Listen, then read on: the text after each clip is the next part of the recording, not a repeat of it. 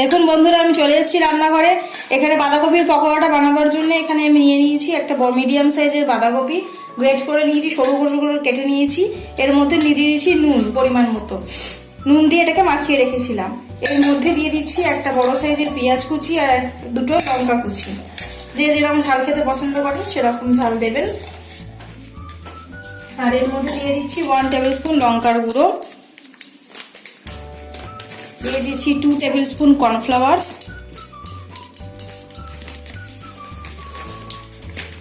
আর 3 table spoon মতো বেসন, আর ভাজা মশলা দিয়ে দিচ্ছি 1 টেবিল স্পুন। দিয়ে এটাকে ভালো করে মিক্স করে নেব। দেখুন এগুলো আমার মিক্স করা হয়ে গেছে। লাস্টে দিয়ে দিচ্ছি 1 টেবিল স্পুন হলুদ।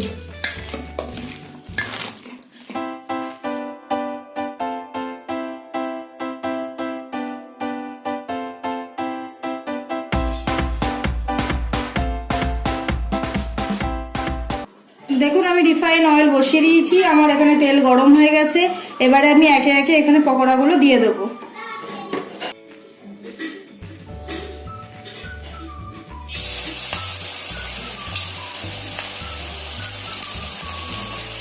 এটা আপনারা যে যার যেমন পছন্দ মতো শেপে দিতে পারেন।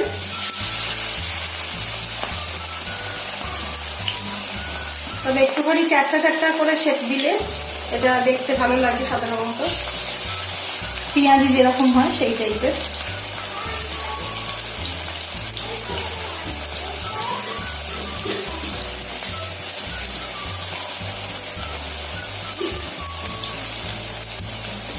গ্যাসটা একদম অল্পতে রাখতে হবে, নাহলে এটা সেদ্ধ হবে না।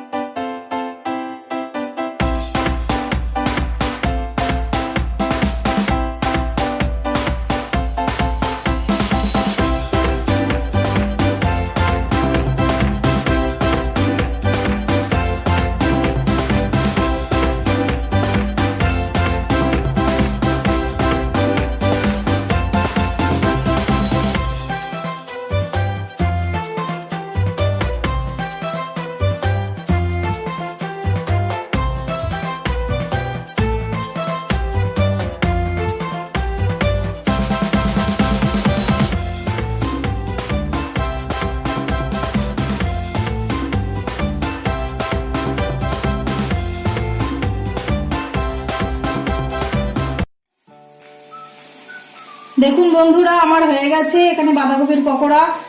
আপনাদের বাড়িতে অবশ্যই ট্রাই করবেন। আপনারা ভালো লাগলে আমার ভিডিওগুলোকে লাইক করবেন।